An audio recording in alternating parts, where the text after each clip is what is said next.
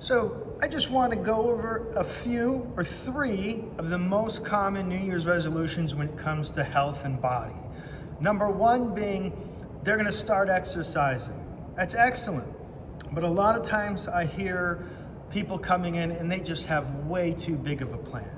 They tell me they're going to be hitting it 5, 6, 7 days a week. They tell me they're going to work their muscles. They're going to do cardio. They tell me all these things are going to do. And in my head, it's always kind of the same thing. Well, something that starts off intense isn't going to last. That's what intensity is. It's short-lived.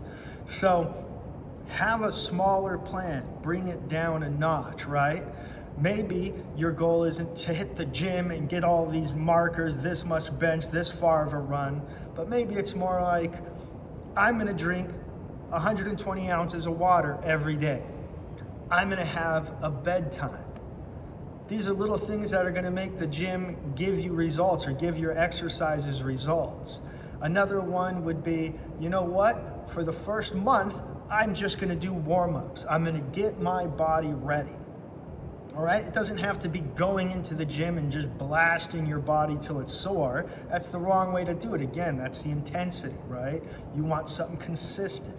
Because if you hit this goal of exercise and in your first 2 weeks you're sore and you're wondering if that's an injury and you're just dreading going back, well, that New Year's resolution is going to go out the door because you know deep down it's not sustainable. So small things sustainable for exercise, like drinking more water, getting a bedtime, spending 15 minutes on a warm-up, or just spending the whole first month on a warm-up.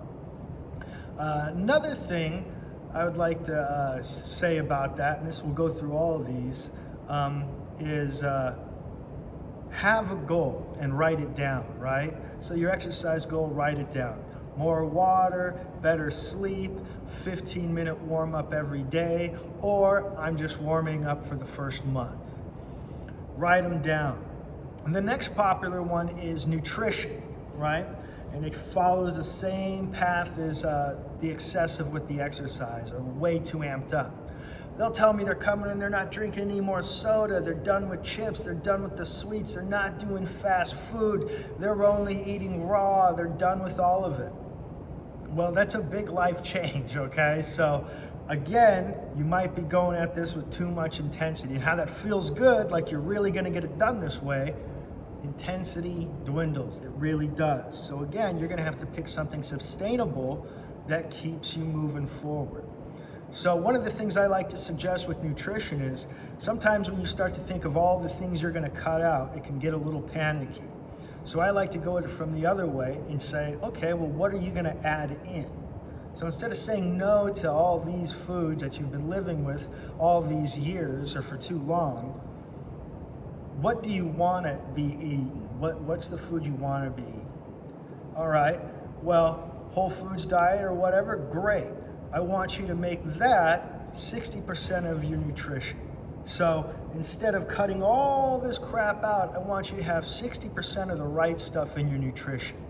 And you'll notice, one, you're not so hungry for these things. You're not wanting, they're not off limits. Two, you eat that food that you're supposed to eat in the beginning of the day, in the middle of the day. Well, you're not going to have as much room, as much appetite for those things you want, because you're actually getting the right vitamins, you're actually getting the right hydration. Again, nutrition falls into hydration as well, not just exercise. So, yeah, start small. Maybe don't think about all the things you're going to be cutting out, but start thinking about the things you're going to put in and start filling them in. That's going to push the other things out. The other one is weight loss. Everyone wants a certain amount of weight, or they just kind of come in saying, I would like to lose some weight this year. But again, like the nutrition, like the water, like the exercise, write it down, right? Write down your goal and have a specific goal. And realize that not all goals are going to take a year. So if you want to lose 20 pounds, or you want to lose 50 pounds or 60 pounds, it might not take the year. You can get it off sooner than that. So don't give yourself that year time span, right?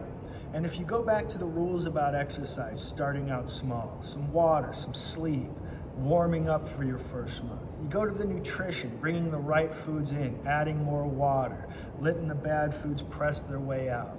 you go about these little things, weight loss goal is just going to happen anyway. That's the result of exercise and the right food and eliminating the bad foods. It's weight loss. So instead of focusing just on that number, one, pick your number.